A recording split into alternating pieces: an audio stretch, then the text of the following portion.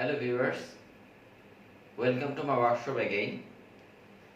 আজকে ব্রাঞ্চের cash counter একটি গুরুত্বপূর্ণ ডিপার্টমেন্ট।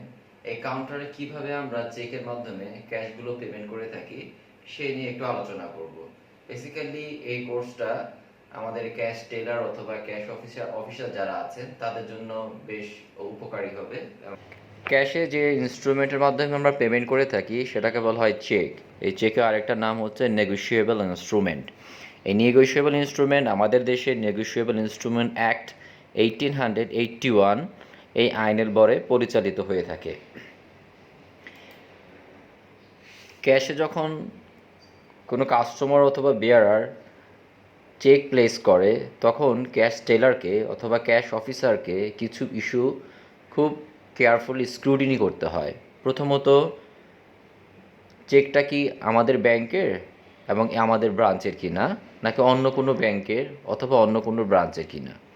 চেকটা কি ওপেন নাকি ক্রস, চেক আনডেটেড, পোস্ট ডেটেড অথবা আউটডেটেড কিনা, চেকের যে অ্যামাউন্ট এবং ফিগার সেটা টালি করে কিনা, মিল আছে কিনা, ড্রয়ার যে সিগনেচার করেছে সেটা ম্যাচ করে কিনা, আর চেকের মধ্যে কোনো কাটাকাটি অথবা অল্টারেশন যদি থাকে সেটা প্রপারলি ড্রয়ার সিগনেচার করে অথেন্টিকেটেড করেছে কিনা, এই ইস্যুগুলো আমাদেরকে দেখতে হয়। আমরা এখানে একটা চেকের নমুনা দেখতে পাচ্ছি। চেকে কিছু ম্যাটেরিয়াল পার্ট আছে, এই ম্যাটেরিয়াল পার্টগুলো আমাদেরকে খুব ভালোভাবে স্ক্রুটিনি করতে হয়। চলুন ক্যাশের এই ম্যাটেরিয়াল পার্টগুলো সম্পর্কে আমরা একটু আলোচনা করি। প্রথমে হচ্ছে চেক ডেট। চেক ডেট হতে পারে আনডেটেড, পোস্ট ডেটেড এবং অথবা অ্যান্টিডেটেড অ্যান্ড স্টেল চেক, এই 4 রকম ডেট হতে পারে।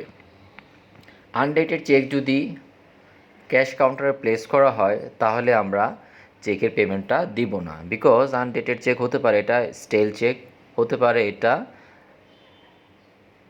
এটা স্টপ পেমেন্ট অর্ডার করে দেওয়া আছে, এই জন্য আনডেটেড চেক আমরা ক্যাশ কাউন্টারে পেমেন্ট করব না।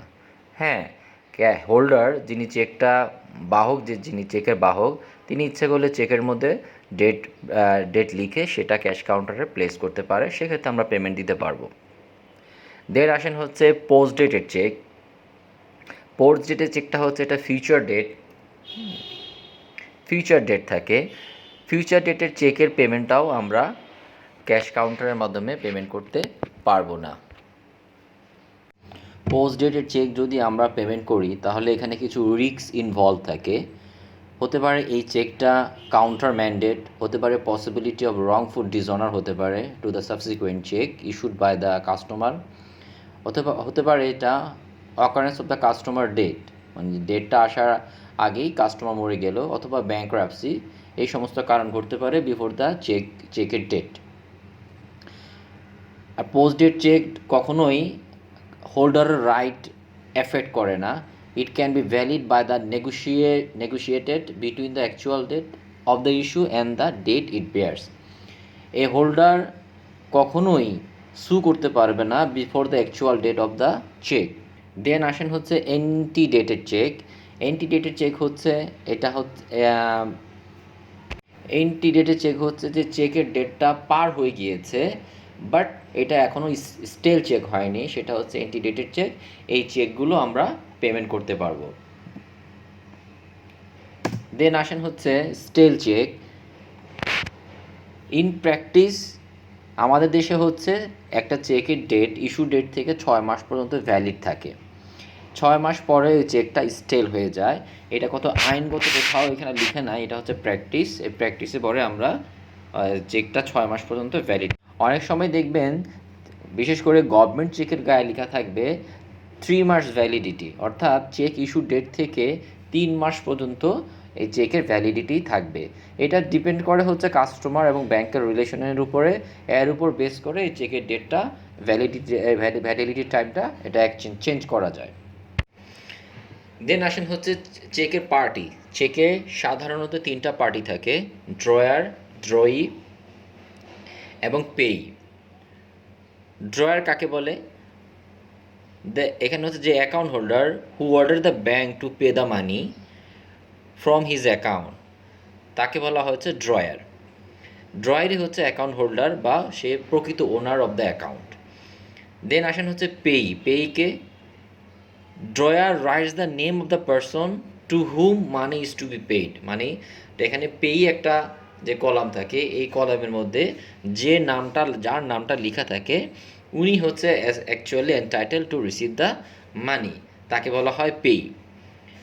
দেন আসেন হচ্ছে ড্রই হচ্ছে কি the banker which is order to pay the money from the depositor's account, অর্থাৎ যে ব্যাংকে অর্ডার করা হচ্ছে, অর্থাৎ ড্রয়ার যাকে অর্ডার করছে অ্যামাউন্ট পে করার জন্য from his or her account, উনি হচ্ছে ড্রয়, অর্থাৎ এখানে ব্যাংক হচ্ছে ড্রয়। বেসিক্যালি এই তিনটাই পার্টি থাকে হচ্ছে একটা চেকের মধ্যে। চেককে ব্রডলি দুই ভাগে ভাগ করা যেতে পারে, একটা হচ্ছে ওপেন চেক এবং ক্রস চেক। ওপেন চেক আবার দুই ভাগে ভাগ করা যেতে পারে, সেটা হতে পারে বেয়ারার চেক অথবা অর্ডার চেক। আবার অন্যদিকে ক্রস চেক, এটাকে বিভিন্ন ভাগে ভাগ করা যায়, আমরা ক্রস চেকিং নিয়ে পরবর্তীতে আলোচনা করব।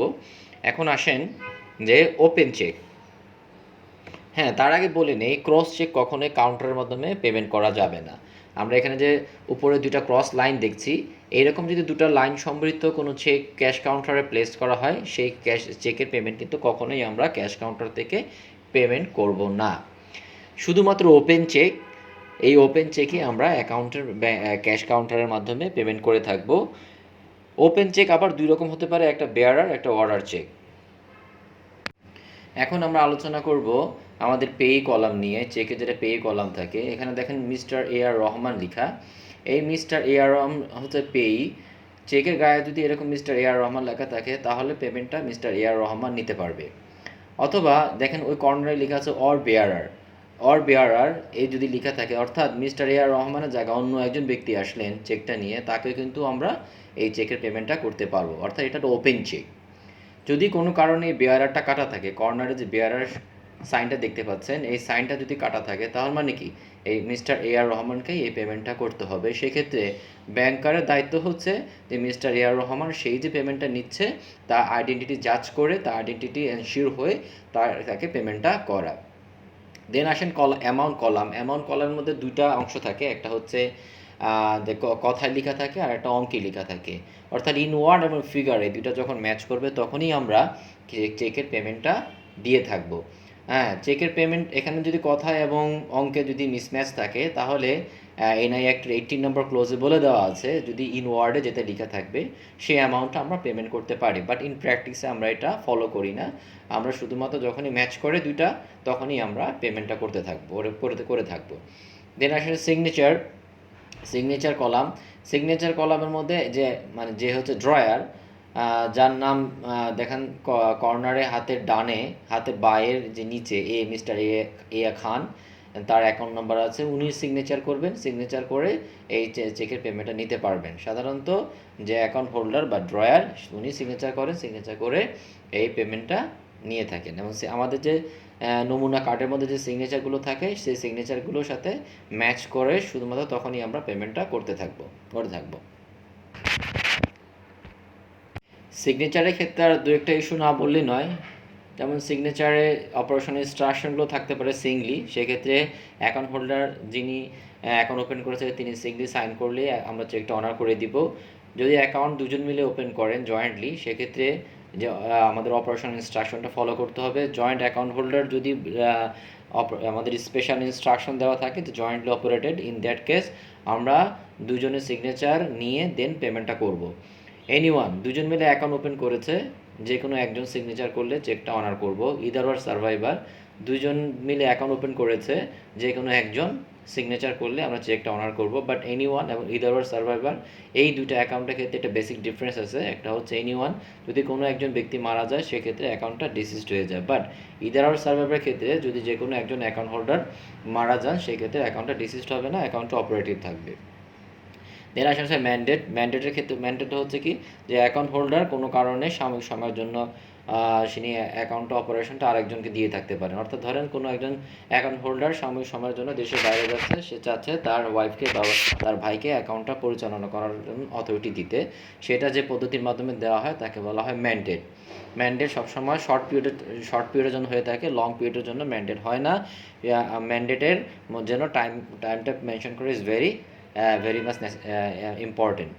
দেন আসেন হচ্ছে অ্যাকাউন্ট টাইপ আমরা রিটেল অ্যাকাউন্ট ছাড়াও যে সমস্ত এসএমই অথবা কর্পোরেট অ্যাকাউন্ট হয়ে থাকে সেগুলো পার্টনারশিপ, প্রোপ্রাইটরশিপ অথবা পাবলিক প্রাইভেট অ্যাকাউন্ট হয়ে থাকে। প্রোপ্রাইটরশিপ অ্যাকাউন্টের ক্ষেত্রে প্রোপ্রাইটর একাই সিগনেচার করে টাকা উত্তোলন করতে পারে। সেক্ষেত্রে প্রোপ্রাইটর তার সিল সহ সিগনেচার প্লেস করবে চেকের মধ্যে, তাহলে আমরা চেকটা অনার করব। পার্টনারশিপের ক্ষেত্রে পার্টনারশিপ ডিডের মধ্যে যেভাবে বলা থাকবে অ্যাকাউন্ট পরিচালনার কথা, অর্থাৎ যে দুজন পার্টনার মিলে সিগনেচার করলে চেক অনার করবো, অথবা একজন একটা সার্টেন অ্যামাউন্ট পর্যন্ত একজন পার্টনার সাইন করবে, অথবা দুজন মিলে সাইন করবে, সেই জিনিসগুলো উল্লেখ করা থাকতে হবে।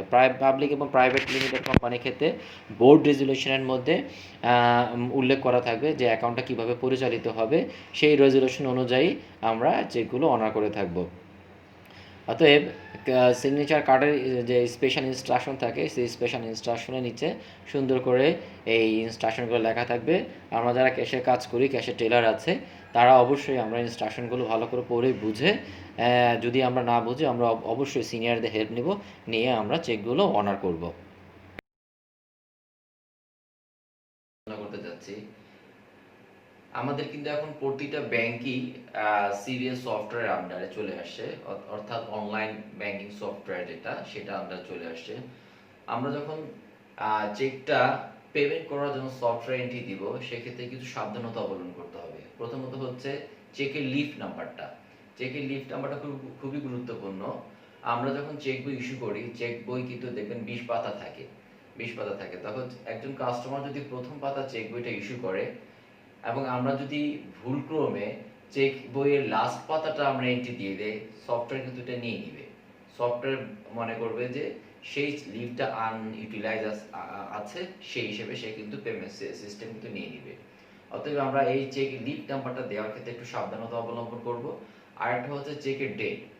চেকের ডেট পোস্ট ডেটে হতে পারে, এন্ট্রি ডেটে হতে পারে, স্টেল চেক হতে পারে।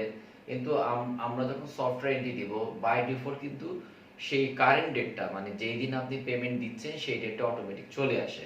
বাট চেকের গায়ে যে ডেটটা লেখা আছে সেটা যদি আমরা প্র্যাকটিস করি সফটওয়্যার দেওয়ার ক্ষেত্রে, তাহলে কি হবে, যদি ফিউচার ডেটেড বা পোস্ট ডেটেড কোনো চেক হয়, সেই চেকটা পেমেন্ট হবে না, অথবা স্টেল চেক হয়ে গেলে সেটাও পেমেন্ট হবে না। অতএব আমরা এই দুটার ক্ষেত্রে একটু সাবধানতা অবলম্বন করব। বন্ধুরা, এই পর্যন্তই। চেক কিভাবে আমরা পেমেন্ট করব আমরা পরবর্তী ভিডিওতে আলোচনা করব, যে কিভাবে কি কি কারণে আমরা চেকটা ডিসঅনার করতে পারি। সেই পর্যন্ত সবাইকে ধন্যবাদ। আপনাদের কোনো কমেন্ট থাকলে অবশ্যই দিবেন, এবং এটা কোনো ইমপ্রুভমেন্ট করার কোনো স্কোপ থাকলে আমি অবশ্যই আপনাদেরকে স্বাগত জানাবো। Thank you very much.